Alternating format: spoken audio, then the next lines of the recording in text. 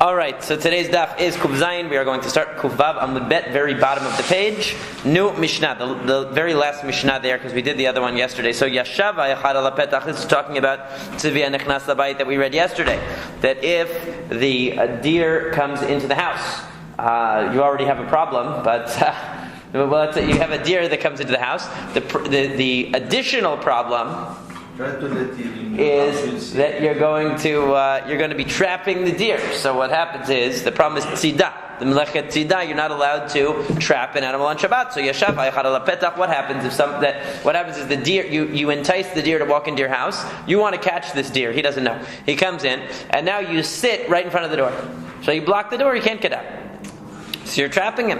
So yashav ayachad ala petach v'lo milahu. If one person sat at the door, but he didn't fill the doorway. In other words, the deer could still escape.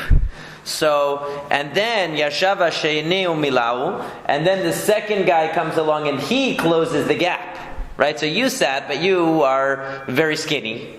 So there was still a lot of space. But then your friend who's 400 pounds came and he sat down and he closed the rest of the doorway. Now the deer cannot get out. So who do you think is liable for trapping the deer? The guy who finished it. The guy who finishes it, right? Because there was still a gap there. The definition of trapping is that you've confined it so that it can't escape. You were sitting there, it could still walk out because you're on Weight Watchers, there's plenty of space. But the other guy, he blocked the door. So he was the one that left the door open. He was the first one. The door's open. Left the door open for him to then it's his fault, it's his fault, right? So chayav. So then the second one, hasheni chayav. The second guy is in trouble. But yashav rishon ala petach umilahu. What happens if you sat down and you blocked the entire door? So you effectively trapped this deer. But then uba sheni v'yashav betzido, and then the second guy comes and he sits in front of you. So in other words, right now you're sitting there. The first guy is sitting there, so he's blocking the door anyway. So the second guy is superfluous. It doesn't matter. But if the first guy moves, the second guy is going to fill his spots because he's already sitting there. But right now the second guy's not doing anything. So what happens then? Even though the first guy leaves, in other words, person A comes, he sits down in the doorway, he's blocking the doorway, he's trapping the deer. The second guy comes and sits right at the same spot, pretty much, right next to him. And he's also blocking the door, but it's superfluous because the first guy's already blocking the door. So now the first guy gets up, and now he leaves the second guy blocking the door. Okay, but the second guy, when he sat down, wasn't doing anything. He's just sitting there now. So what happens? That the second guy is still going to be exempt. In other words, even though he is now blocking the door, the initial trapping was already done. Because the first guy blocked the door, he trapped them. So now the second guy comes and sits down. When he sat down, it didn't mean anything. And now the first guy gets up, but the tzvi, the deer's already trapped. So what is this similar to? There was already a deer in your house from before Shabbat, and you closed the door. Okay? The fact that you keep the door closed isn't trapping it each time. Because it's already trapped. It's already been trapped. It was already trapped before Shabbat. So you're closing it, let's say, when it's already there, or you're leaving it closed, doesn't make a difference. So the second guy doesn't really do anything new. He doesn't add anything. And when the first guy leaves, he's just maintaining the status quo. That's what Rashi says. He's like a guy who already trapped the deer yesterday. It's not that every time he closes the door, he's trapping the deer again. The deer's already trapped. It's already in. So the fact that this guy is maintaining the status quo is not a new act of trapping. We don't say that he trapped him again. Okay? That's the way the Mishnah goes. Now we turn to Kuv Zayin Amud Aleph. We're on the top. The Gemara says, Amar Rabbi Abba, Amar Rav Chiya bar Ashi, Amar Rav. Rabbi Chiya said that Rav Chiya bar Ashi said that Rav said, Nichnesa lo tzipor tachat kenafav. You're walking along the street and a bird comes under your shirt. Yoshevu mishamrat shetechshach. You can sit with that bird under your shirt all day long. In other words, the bird comes under your shirt. You didn't trap it on purpose, but it gets caught under your shirt. It's flying under you. It gets caught under your shirt. You didn't do anything. You're passive in the situation. So you're passive, so you can leave it there. No problem. So you have to still leave it. You don't have to. You can let it go, but can't get out. You can't do anything. But if you leave it there, you don't have to release it. It came in itself. It's not your fault. It's like if a bird comes in your house. You don't have to shoo it out of your house. It's just stuck in your house and it's stuck. So, Mativ Rav Nachman Bar Yitzchak asked the following, raised the following problem. Yashav Rishon ala petach umilahu ba'asheni v'yashav b'tzido afal pi she'amad Rishon balach lo Rishon chayav hasheni patur. We just said that if the first guy sits down and blocks the door, then the second guy comes, and when he sits down, he's not really doing anything because the first guy already had blocked the door. And then the first guy gets up and leaves, so this guy is left maintaining the status quo, but he didn't actually do anything new. So we said sheni patur. The second guy is exempt. So my love patur aval asur. Don't we say that in general? What does patur mean in Hilchot Shabbat? Hilchot Shabbat, patur, exempt means you can't do it, but you're exempt from liability. So that means it's wrong. So too here, isn't it also true that if the bird comes under your shirt and he's stuck under your coat or whatever, true, you're not liable, but you're not allowed to keep the bird there under your shirt. You should release it. Isn't that what the Mishnah is saying? That you shouldn't, the second guy shouldn't sit there. He's patur, he's exempt from liability because he didn't create the situation, but he shouldn't sit there. So what does the Gemara say? No. Here, lo patur umutar. Here we are saying exempt and also permitted. It's actually permitted. This is one of the few cases in Hilchot Shabbat where patur, exempt, means it's actually permitted. Hachinami mistabra, and this is also the logical interpretation here, midikatane sefa, because it says at the end, lemazeh domeh leno'elet beto l'shomro v'nimtzatz v'shomor b'tocho miklal de patur umutar shemamina. In other words, we can see from the analogy that the Mishnah brings, because the Mishnah brings an analogy to a person who already had a deer caught in their house from before, and he just closes the door again. Okay, it was there from before Shabbat, and now he closes the door on Shabbat. And it just happens to be that the deer was already caught. There's nothing new brought into being by closing the door that wasn't there before. So what do we see from that? We see that it's comparing it. The analogy is to a case where it's totally permitted, which is to keep the door closed on Shabbat is totally permitted if you already trapped the deer from before Shabbat. Just like to keep the animals, let's say you have animals that are in a pen. You can't trap them on Shabbat, but you can open and close the door once they're already trapped. We're not going to say every time you open and close it, you're retrapping them again. It's not like that. So from the fact that the Mishnah gives you an analogy to that case, it's telling you it's allowed. The second guy can just sit there. He's maintaining the status quo. He's not doing anything new. There's another version of this in which it wasn't an objection, but it was brought as a proof. Some say the following version. Amar Rav Nachman Bar Yitzchak. Rav Nachman Bar Yitzchak wasn't asking a question, but was bringing a proof that you're allowed to leave the bird caught in your coat on Shabbat. Because we also learned in the Mishnah that even though the first guy gets up and leaves, the second guy who was also blocking the door is allowed to sit there. My love patur mutar, doesn't it mean that he's allowed to sit there? He doesn't have to get up. He's just lo patur aval asur. So the Gemara questioned that and said, no, maybe it means he's not allowed to sit there, just that he's exempt from liability. So the Gemara says, no, midekatani sefa, from the end of the Mishnah,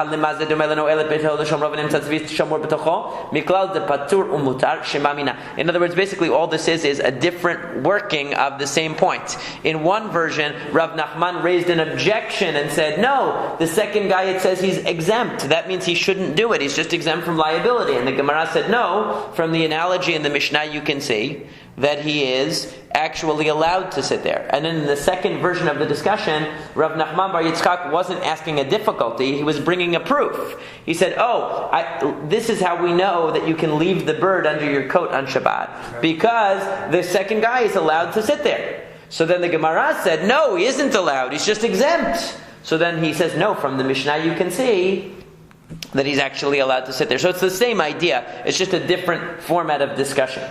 So then the Gemara goes on to say, Amar Shmuel says, Kol paturei de Shabbat patur aval asur. All cases where we say patur on Shabbat. Exempt means exempt from punishment, exempt from consequence, exempt from liability. It doesn't mean it's okay. It doesn't mean you can do it. Except for 3 cases. Levar mehanetlat, except for these 3 cases, the patur mutar, where it is not only exempt, but permitted. Chada, One of them is the one that we just read, that if a first guy sits down and traps the deer and you're already sitting there, and then you just remain there, that you're allowed to stay there. And how do we know that? Because how do we know that it's allowed? Because the Mishnah compares it to a case where the deer was already trapped from before Shabbat, and you merely keep the door closed during Shabbat. It's not a new trapping, nothing new occurs. Ve'idach, what's the other case? Hamafis morsa v'Shabbat. If somebody breaks open an abscess, what do you call it? An abscess or a pus-filled bump. Yeah, an abscess on your skin. Right. So im lasot lapeh chayav. If the reason why you poke a hole in it is because you want it to have a mouth. In other words, you want not only the pus to come out, but you want the air to come in. You're actually making an opening in it. So that you're not allowed to do. But im lahotzim mimena lecha patur. But if all you're doing is trying to get the pus out of it, you're just draining it. That's allowed. How do we know that you're allowed to, not just that you're exempt? Ditnan, as it says in the Mishnah, machat shel yad, that you're allowed to handle a needle on Shabbat, litol ba et hakotz, in order to remove a splinter. In other words, you're allowed to remove a splinter. You're allowed to take something out of your skin. You're allowed to take the pus out of the sore on Shabbat. So it's actually permitted. It's not just that you're exempt from liability in that case. Ve'idach, and what is the third case where when we say patur, when we say exempt, we don't just mean you're not allowed to do it, but you're exempt from liability, but we actually literally mean you're permitted to do so. What's that case? Hatzad nachash b'Shabbat, if a person catches a snake on Shabbat. Im mitasek bo shelo yishachenu, if the reason why you decided to catch the snake is because you don't want it to bite you, a noble reason indeed, so then patur, he's exempt. But im l'refua, if you want it for medicinal purposes, chayav, then you are liable for trapping. Trapping means that you catch the animal in order to use it for your own purpose. That's the definition of the melacha. So if you trap the snake because it has certain medicinal properties, which they would use all kinds of things from snakes, snake teeth, I don't know what else they used, different kinds of, they would extract things from snakes, right? Yeah. Snake venom is used as anticoagulant. Yeah. So there's it has medicinal properties. So to catch it, to use it, to catch it to disarm it from harming you, that's one thing. That's patur. To catch it in order to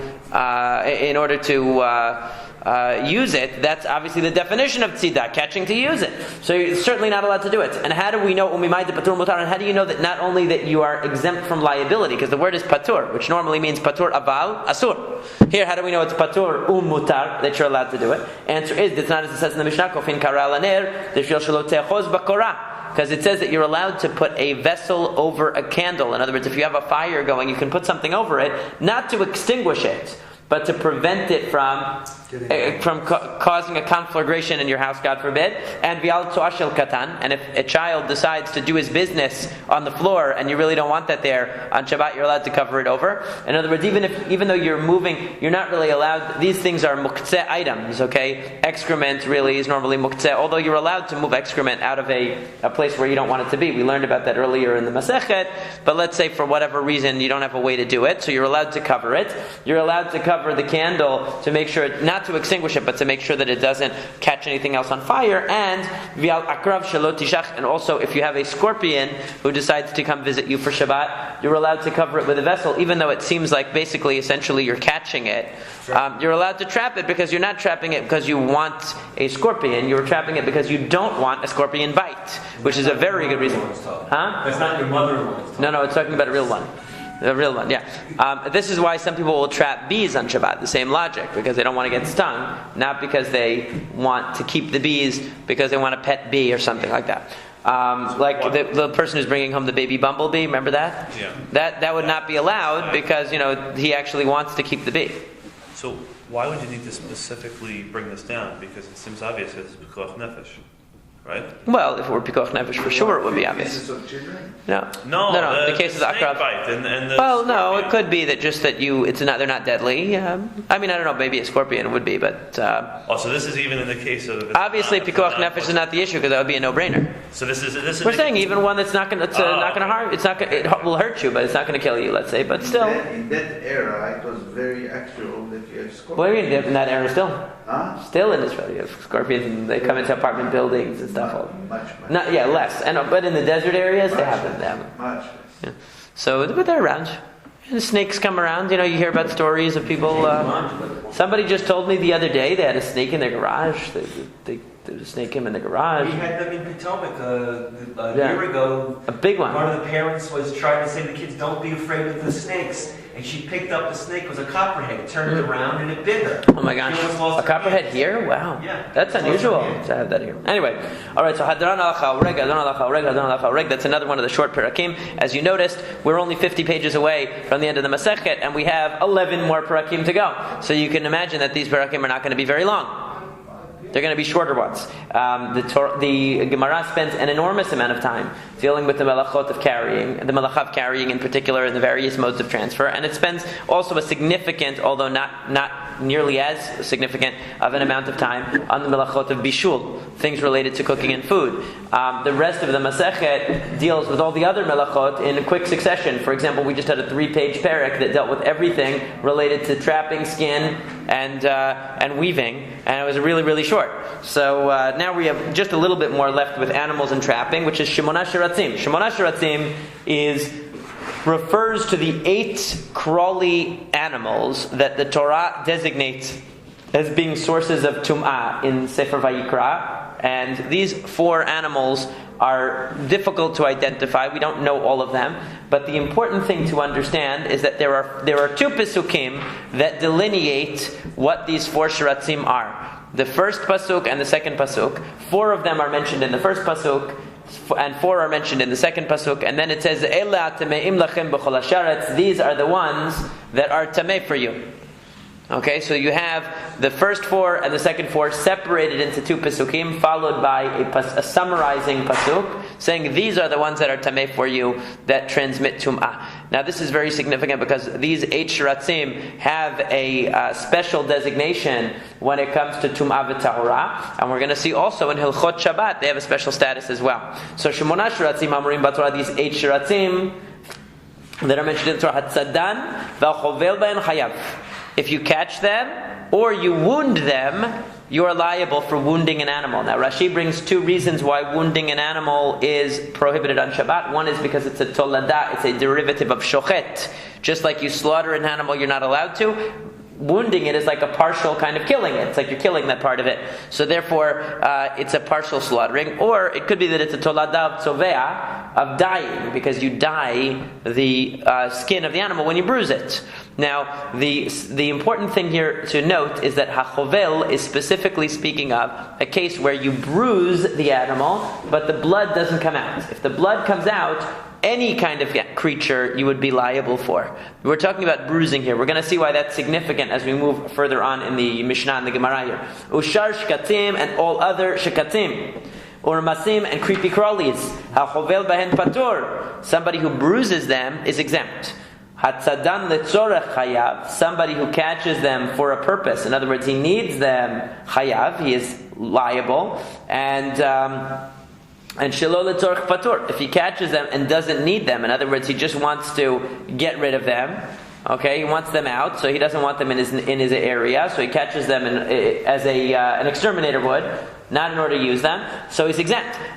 So then he says, the Mishnah says, Chayav va'of shebirshuto. If you have a wild animal or a bird in your property already, in other words, they already belong to you. They are they come into, or I'm sorry, not that they already belong to you, but they come onto your property.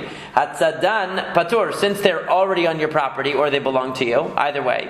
In other words, they're on your premises. So you catching them is irrelevant in that case. Let's say you have a sheep, and it lives in your yard. So you can't really catch the sheep; it lives on your yard already. Once it already belongs to you, catching it doesn't really have any significance. But bruising it still has a significance, obviously. Harming the animal, killing it, or bruising it would have significance on Shabbat. But catching it when it already belongs to you or lives on your premises wouldn't be relevant, because it already is under your dominion. And the concept of catching is either obviously bringing an animal under your control. If it's already under your control, it's not catching. You wouldn't be called catching it anymore. Like to a cat, for instance, like if you have an outdoor cat that goes in and out, you're not allowed to keep the cat inside if they want to. If it wants to be free? They want to be free. free, right? I don't know what the parameters are of cats. I'm not sure. It's not really trapping it to keep it inside, really. Well, how do you know it wants to go out? It asks. I mean, maybe it's by Torah Balasur. I don't know. I never heard that before. Well, I'll look into that. But the idea here is that why does it mention with regard to the Shemona Shratzim, the 8 special Shratzim, that catching them you're chayav? But when it talks about the other kinds of shratzim, it just says if you did it for a purpose, you're chayav, and if you didn't, you're not chayav. So Tosafot deals with that problem. He says, really, obviously, you would always have to be doing it for a purpose. But the 8 shratzim that are listed in the top of the Mishnah, generally they're caught for a purpose. They're generally caught for a purpose. The other creepy crawlies are generally caught because you don't want them. That's why it has to mention. If you captured them because you wanted them, then you'd be considered trapping. Now the Gemara says, the Gemara is going to deal with the intersection between these Shemona Sheratzim, these 8 creepy crawlies, which are not all creepy. Lizard is included, a mole is included, a toad is included. So we're not talking about like little bugs. We're talking about some rodents and things like that. Some are rodents, some are reptile, some are, depending on how you identify them, you come out with one as a hedgehog, I believe. So you have, I mean, you can't keep a lizard as a pet then? If it's already it's shibur shuto, it's already domesticated. Domesticated, so yeah. So now the Gemara says is going to deal with the issue of tumah v'tahora, the purity and impurity issues. So just as a brief hakdama, an introduction to this. So what we need to know is that there's another setting in which this comes up, which again is the purity and impurity issues that are brought in Masekhet Chulin actually. And the rabbis differentiated between the first 4. Remember, I mentioned that there are 2 Pesukim. The first 4 and the second list of 4 Shiratzim. And they said that the first 4, their skin is not included with their flesh. Their flesh is a source of tumah, but not their skin. The second 4, even their skin is included in the tumah.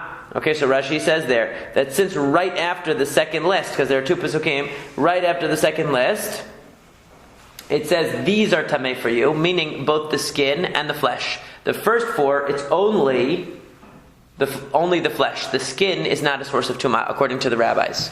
So they only consider 4 out of the 8 to have a defined skin that's separate from its flesh and therefore is not a source of tumah. The first 4. The second 4, their skin and their flesh is considered the same. So we're going to see why that's significant. So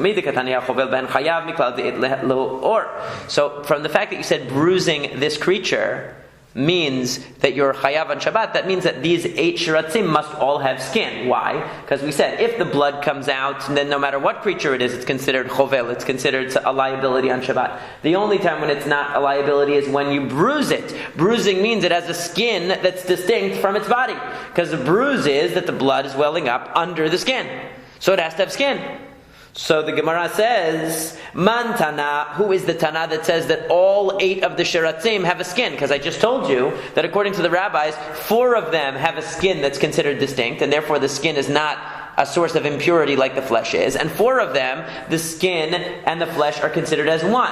Which means, from the perspective of impurity, that the skin is just as impure as the flesh. But it also means that from the perspective of Shabbat, it doesn't have a skin, so it can't really be bruised, because we can't differentiate between its body and its skin. Okay, so the Gemara says, Amar Shmuel says, Rabbi Yochanan ben Nuri. It's Rabbi Yochanan ben Nuri, who's famous for also saying that you're not allowed to have rice on Pesach. Right, but that's another story. So Rabbi Yochanan ben Nuri says, Ditznan, as it says in the Mishnah, Rabbi Yochanan ben Nuri Omer Shemona Shiratzim Yeshlan Orot, because according to Rabbi Yochanan ben Nuri, all 8 of the Shiratzim have skin. Meaning, in all 8 of these Shiratzim that are listed in the Torah, it's only the flesh that transmits tum'ah, not the skin. That means they all have skin, and that means they can all be bruised. We would view if you punch it, I guess, and you see welling up, that means that it's bruised. Okay? So Rabba bar Rav Huna Amarav, Rabba bar Rav Huna said that Rav said, Afilu Tema Rabbanan. That's not true. It's not only Rabbi Yochanan ben Nuri. You're telling me that this Mishnah here is only Rabbi Yochanan ben Nuri's view and not the rabbi's view? It's not true. Because Afilu Tema Rabbanan, Ad kan lo pligi Rabbanan alei de Rabbi Yochanan ben Nuri ela linyan tum'ah dechtiv ela atmeim lechem lerabot she'orotem kibsaran. Aval inyan Shabbat afilu Rabbanan modu. That the rabbis only make a distinction between the first four shiratzim listed in the Torah and the second four listed in the Torah when it comes to impurity. Because there's a special gezerat hakatuv, because the pasuk says that only the last four are considered to not have skin, because their flesh and their skin are both equally tameh. But with regard to Shabbat, the rabbis would say they all have skin. It's just that the latter four, their skin is also tameh. It's also tameh. That's all. Not that they don't have skin, distinct from their flesh. With regard to Shabbat. I mean, that makes sense. I don't see why they would. Did anybody here say it didn't make sense? Huh? Did anybody here say it didn't make sense? So far, so good, right? Yeah. So, however, are you telling me that they didn't argue regarding Shabbat as well? Really? But it says in the Braita, so it says in the Braita that if somebody traps or wounds one of the 8 shiratzim written in the Torah, then chayav, he is liable. Divrei Rabbi Yochanan ben Nuri. This is the words of Rabbi Yochanan ben Nuri, which implies that the rabbis don't agree with it.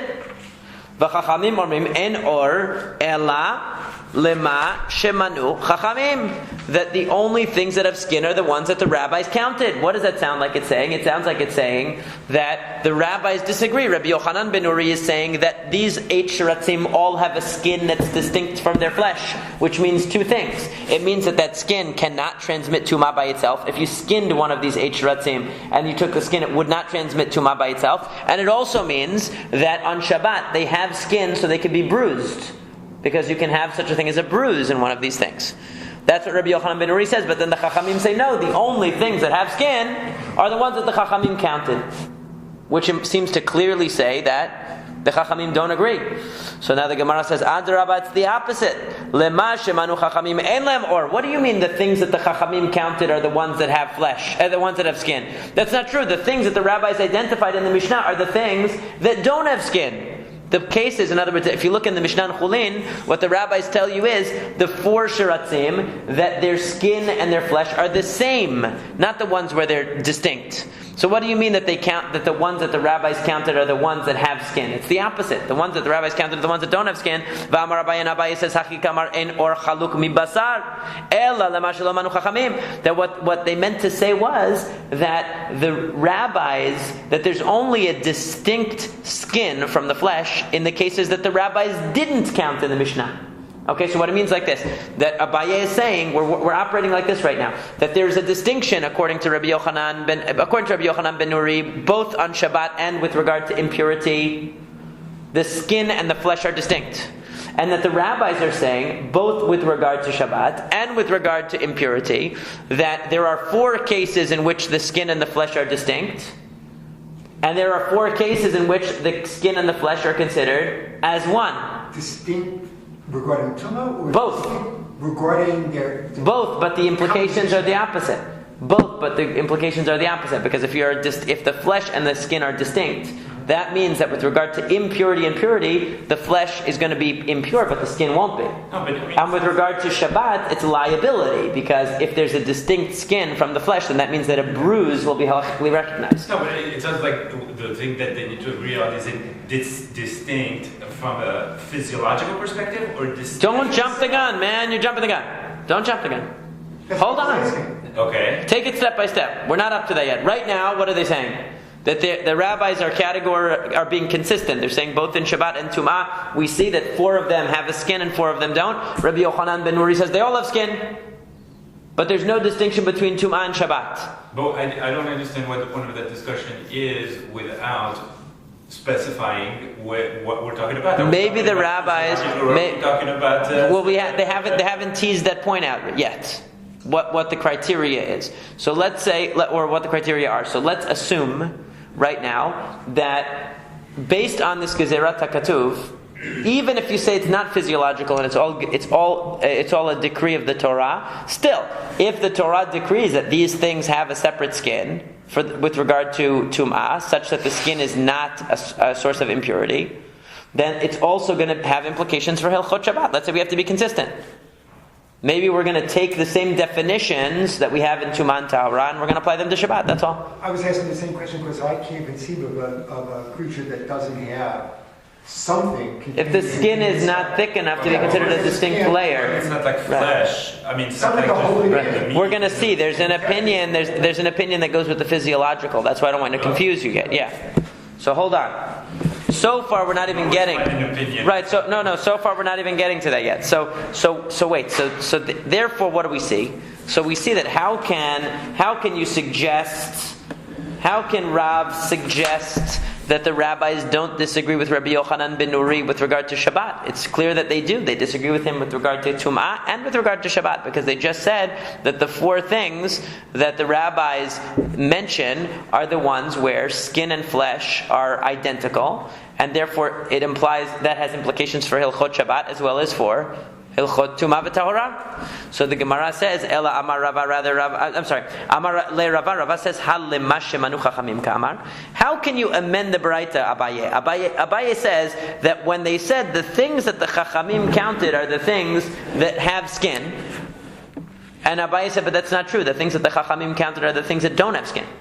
So he amended it to say that the things that have skin are the things that the chachamim didn't count. Not the things that they counted. Okay? So that's how Abaye tried to fix the statement. The original statement was that the things that the rabbis counted have skin. So Abaye said that's not true. The things that the rabbis didn't count are the things that have skin. Because in the Mishnah, they count the ones that don't have skin. Okay? So the things they didn't count do have skin.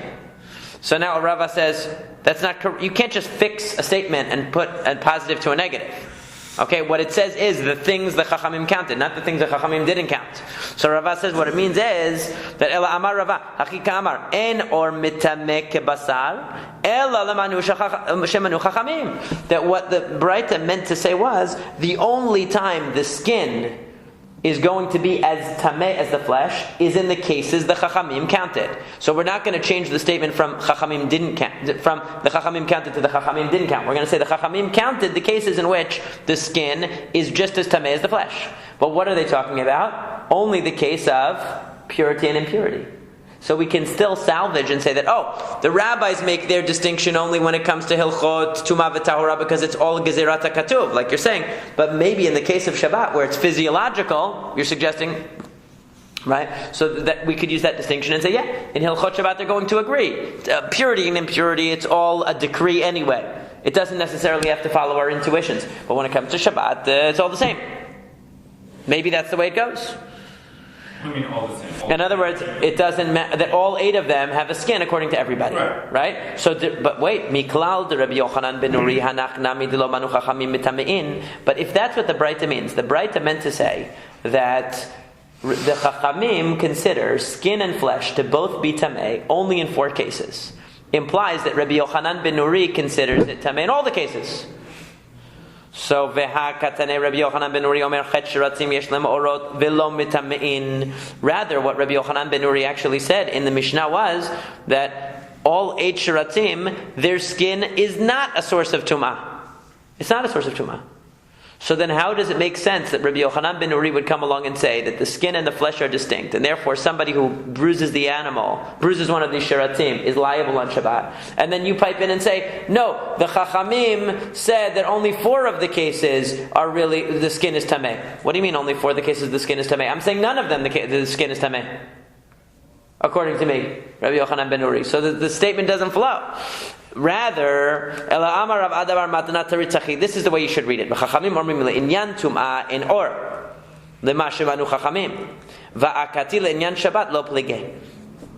So he says that this is how you should read it.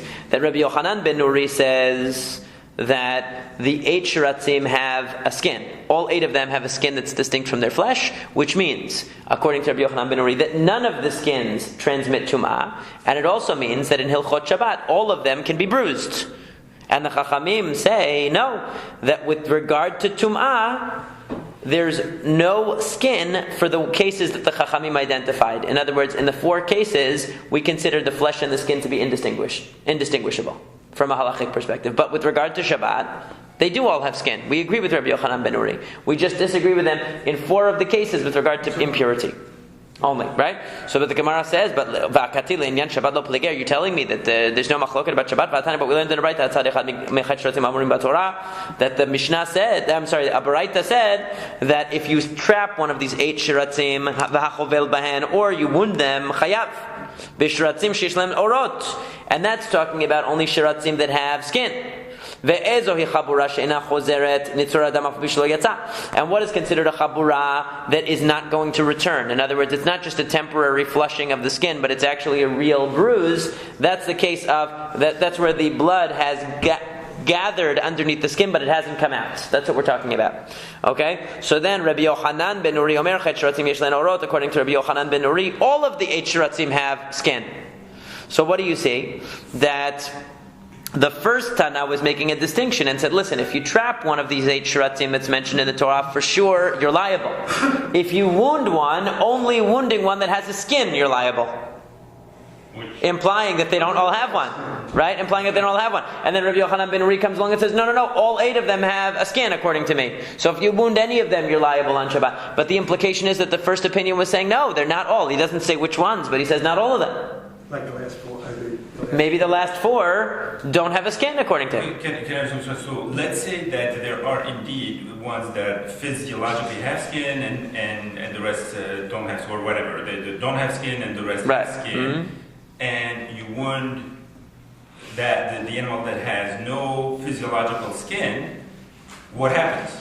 Does the blood gather in? When you punch it, if you punch the animal, this thing, so then we'll consider it not to be able to have a bruise because we don't recognize it as having a. If the blood comes out, then all cases you're chayav. Right. So, but if you bruise it and the blood gathered under what? We would consider it not to be a real bruise because we don't consider it to have skin distinct from its body. We just say that the whole thing is. It would have to gather under something. Like that's true. That it's gathering under. What is it? You're right. Physiologically, it wouldn't follow simply. So you cannot even say because you have to call it something. Maybe you call it something else. So we would just say there's stuff going on under there. There's stuff going on under there, but we don't view it as a bruise because we don't view it as having a distinct skin from its body. What is that? We're going to see in the end that what is not clear so far is why does that make a difference? In other words, that the skin makes a difference whether you've transgressed on Shabbat or you have. Because if it's all one entity and there's no skin, so then we don't see it as having a bruise. Halachically, we only recognize when the blood comes out of it that you wounded it, not that it has a bruise. That's all. The blood doesn't come out. It's gathered under something. Under something, right. It make a difference if it's called skin or carcass or whatever. If it's all considered one bag of stuff, in other words, so we don't view it. So we just say, okay, the blood moves around in there. We say the blood moves around in there, but it's not collecting under skin as a bruise because we don't look at it as a skin. That's all. Like think of a, But that's what I'm saying. Where's the difference between if you call it skin or you call it whatever? Because they're saying we're talking about a legal difference. There's no clear distinction between skin and body. There's no argument because the blood comes out. If there's nothing, then the blood comes out.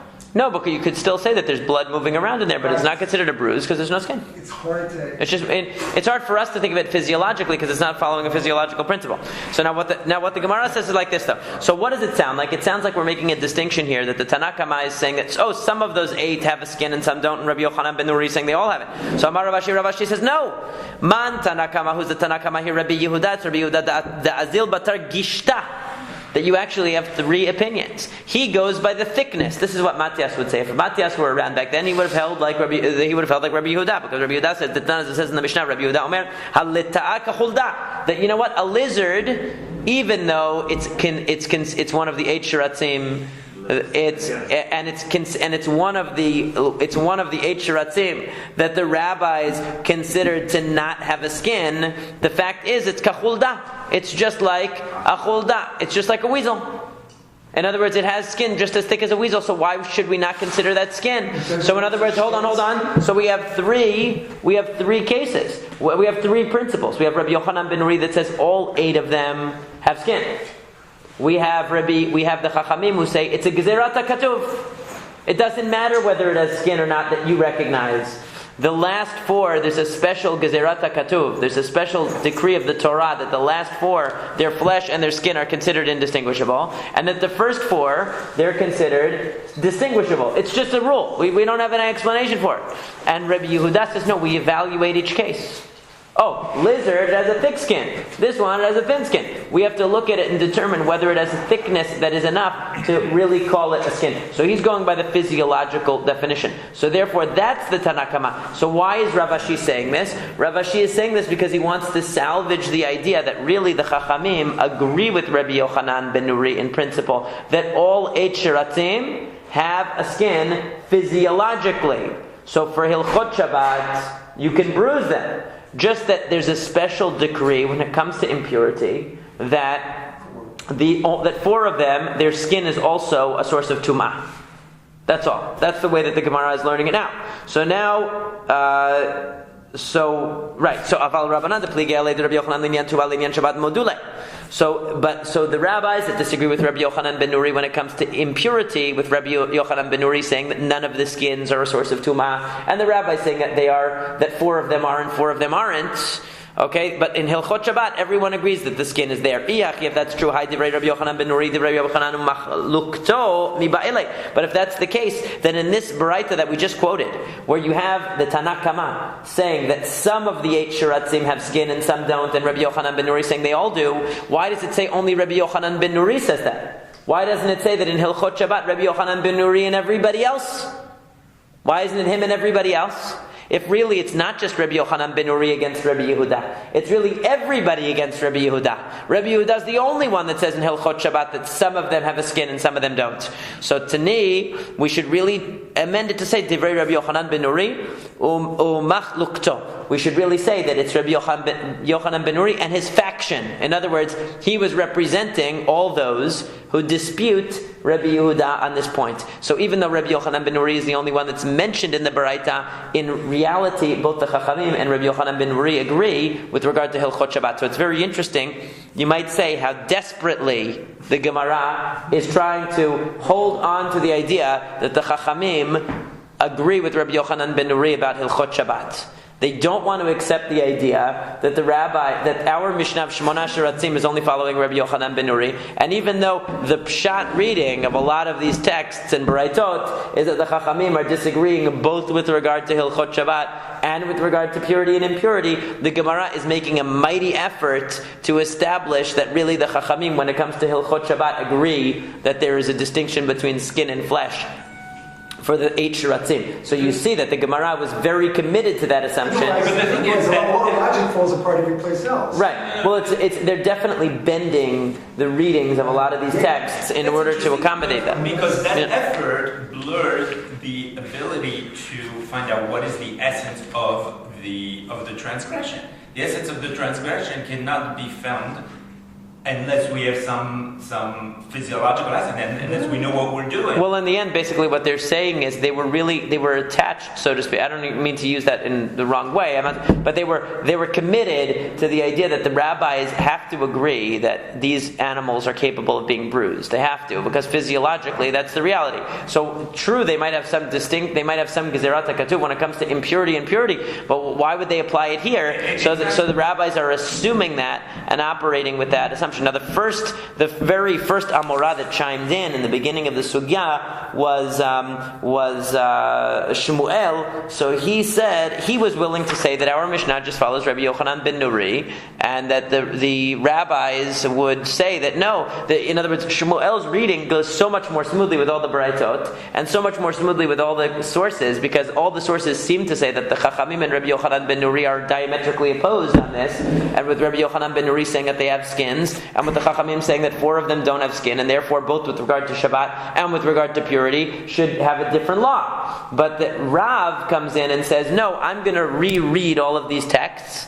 to harmonize it with the idea that the rabbis distinguish between Shabbat and purity and impurity. And therefore he... and we know halacha kerav be'isurei, when it comes to matters of ritual law like Hilchot Shabbat, we follow Rav, so his word is going to prevail. But it's very interesting, you can see that he wanted to prove it, so he's willing to interpret a lot of these texts that have the opposite implication in creative ways in order to maintain that interpretation. You never get into the issue of the argument about how to define skin except for the thickness. It just mentions thickness. It doesn't say any other definition. Yeah. So now we say as follows: Ba'amine Levi me Rabbi. Levi, who was an early Amora, asked Rabbi. He asked Rabbi Yehuda Nasi, Minayin lechabura she'ena chozeret. How do you know that the definition of a chabura is that which doesn't go back? In other words, a bruise that stays, as opposed to if I slap you, you might turn red for a second, but it's going to go away. If I punch you, it's going to bruise, it's going to stay. So how do we know that's the definition of chabura? How do I know that if I slap somebody and they get rosy red, that that's not a chabura? So he says, Dichtiv, as it says in Yirmiyahu, Hayafoch kushi oro, very famous pasuk. Will the Ethiopian change the color of his skin? No. Okay, kushi, it's yeah. V'namer chavar burotav. Will the leopard change its spots? Very famous saying, even in English, they say a leopard doesn't change its spots. It comes from Jeremiah, from Yirmiyahu. Okay, right. So the kushi is the dark-skinned person doesn't change the color of his skin, and the leopard doesn't change its spots. So what does it mean? So my chavar burotav. What does it mean? The spots of the leopard. If you're talking about the actual natural spots on the skin of a leopard, hay v'namer chavar burotav. Namer give. It should say the colors. It shouldn't say chavar burotav. Why does it use such an unusual word that sounds like chabura, that sounds like wound, to describe the spots? It should say the colors.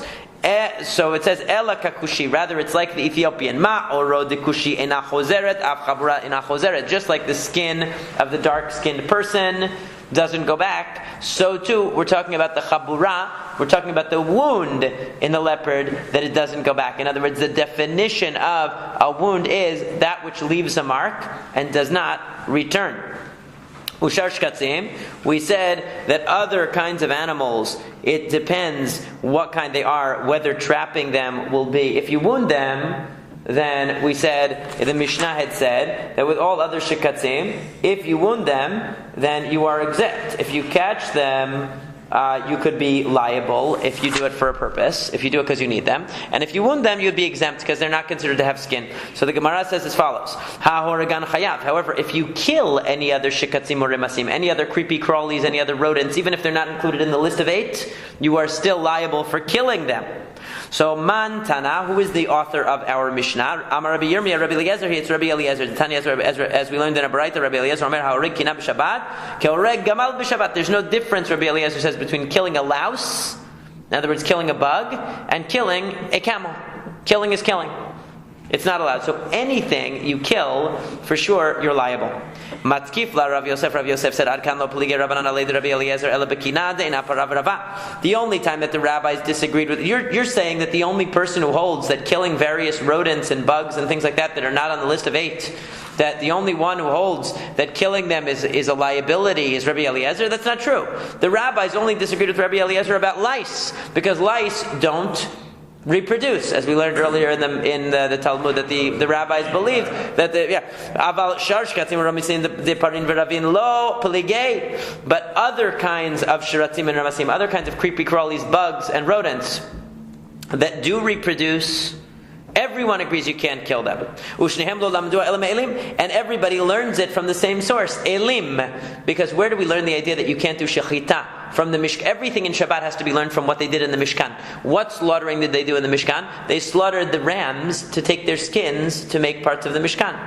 That's what they did. So they learn it from the Elim. Rabbi Eliezer savar ke'elim ma elim sheish ben netilat neshama af kol sheish bon netilat neshama. According to Rabbi Eliezer, just like rams, if you kill them, kill it. They have netilat neshama. Killing them is taking away their soul, so to speak, taking away their life. So too, anything that has a life, anything alive that you kill, that's it. V'Rabbanan savrei ke'elim. The rabbis say it's also, they agree. We learn it from rams. Ma elim deparin v'ravin, afkol deparav v'rava. That just like rams reproduce normally, so too lice.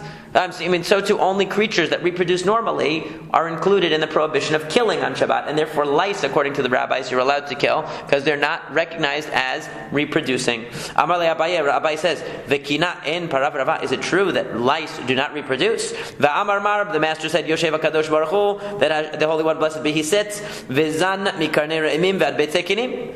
That according to the we have a famous saying that Hashem takes care of all the animals from the re'imim, which are very large animals, until the eggs of the kinim, until the eggs of the lice. Now, if there are no lice eggs, if lice don't reproduce, what kind of eggs do they have? So minahu demikre betekinim. That the Gemara says no. It's not that the lice that we know have eggs. It's that there's a type of creature called betekinim. Betekinim. Vatani, but it says in the Baraita, Tafuye Betekinim, and Rashi says he doesn't know where this Baraita is, but it's there's another case where it mentions Tafuye, some other kind of a crawly thing, and Betekinim, again, Minahu de Mikre, Betekinim, that again, it is some kind of a type of creature called Betekinim, not that lice reproduce in the normal way. What about fleas? Fleas reproduce. Vitanya, and we said Hatzad Parush b'Shabbat Rabbi Eliezer Mechayev Rabbi Yoshua Poter. Why is it that that in another Baraita we learned that if you catch a flea on Shabbat, Rabbi Eliezer holds you liable, and Rabbi Yoshua says you're exempt? So why would Rabbi Yoshua say you're exempt? Fleas reproduce. So the Gemara says, Amar Ravashi Tzida Ahariga Karamit. You're making a mistake. Obviously, they have to reproduce somehow. Meaning in a normal recognized way. No, because the rabbis believed that lice spontaneously generate from moldy stuff or whatever. That they just appear like the way that you would think. If you leave meat, all of a sudden there are maggots on it. Where did they come from? Okay, like you would think that they just came out of nowhere. They don't reproduce in a way that we recognize. They seem to spontaneously generate to the naked eye. Right. So there's a whole discussion about this in what do we do today, that we know that they do reproduce microscopically. It's just microscopic, but so it's a big issue. But anyway, the point is that this machloka between Rabbi Eliezer and Rabbi Yoshua is about catching a flea, not killing it. Ad kan lo plege Rabbi Eliezer Rabbi Yoshua ela demar savar davar shein b'mino nitzod chayav umar savar patur aval inyan hariga afilu Rabbi Yoshua modeh, that when it comes to killing fleas, everybody agrees you can't do it. It's a question of trapping fleas, because according to Rabbi Eliezer, even if this type of creature is not normally trapped, people don't go catching fleas to keep them normally. So therefore, according to Rabbi Eliezer, it doesn't matter. You wanted to trap it to keep it, so your trapping is recognized as trapping. Rabbi Yoshua says, since this is a type of creature that's not typically trapped, it's an unusual action, so it's not recognized as a malachan Shabbat. We'll go just a little bit further. Hatzad l'tzorech chayav. We said that one who traps for a need, he traps one of these other creatures, is liable. Mantana, who is the author of our Mishnah, Amar Rav Yehuda Amar Rav, Rabbi Shimoni. It's clearly Rabbi Shimon. Damar melacha she'ena tzricha legufa, patur alea. Because we know that Rabbi Shimon is the one who says that a melacha she'ena tzricha legufa, that if you do a melacha that you don't need, in other words, you're not doing it for a positive reason, you're doing it to get rid of a problem. Like you take the dead body out of the house. You extinguish the flame because you don't want the fire. You are patur, you're not liable because you didn't want.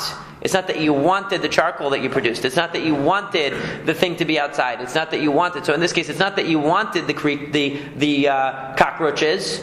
Okay, you trapped them because you didn't want them. So that's what Rabbi Shimon is going to say. Right?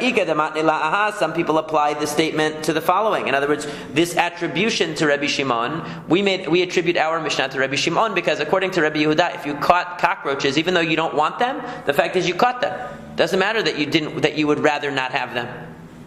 Okay, according to Rabbi Shimon, it matters whether you did it because you wanted or whether you did it because it's to prevent a problem that you didn't want or to remove something that you didn't want.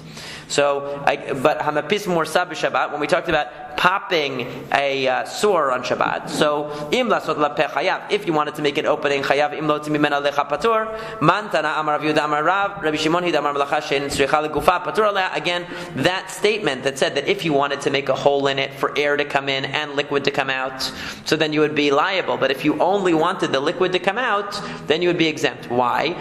That's only, and again, Rav Yehuda said that Shmuel said that's only according to Rabbi Shimon. Why? Because Rabbi Shimon, Rav Yehuda said that Rav said that it's only according to Rabbi Shimon because Rabbi Shimon is the one that cares about your intention. You popped the hole open because you wanted to get the pus out, not because you wanted to get air in. Right? So Rabbi Shimon is the one who would make that distinction. Rabbi Yehuda would say, what do I care? The bottom line is you popped it open and the air is going to come in and the liquid's going to come out. What do I care that you wanted to get rid of something you didn't want to bring it in? There's another attribution used here that Hatzad Nachash b'Shabbat im nitasek bo shalei shachenu patur ve'im l'refuah chayav. Mantana amar Rav Yehuda amar Rav, Rabbi Shimon hid amar melacha she'ena tzricha legufa patur aleh. That again, the case in our Mishnah that said that if you trap the snake because you don't want it to bite you, then you're exempt. If you trap the snake because you want to keep it for medicinal purposes, then you are liable. So we said that exemption is only according to Rabbi Shimon, again, because Rabbi Shimon is the one that says that it matters why you wanted it. Okay, it matters that you didn't want the snake. It's not that you trapped the snake because you wanted the snake. You didn't want it.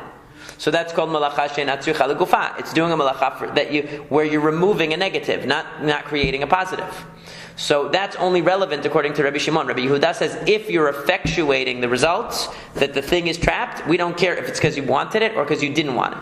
Are they disputing the concept of melacha she'ena tzricha legufa? Yeah, they have a machloket about it. Rabbi Yehuda in general says it doesn't matter if it's a melacha she'ena tzricha legufa. They don't abide by that concept at all. He doesn't hold by the concept at all. Okay. Rabbi Shimon abides by the concept and says you have to want a positive result from this. You can't not want. It can't be that you're removing.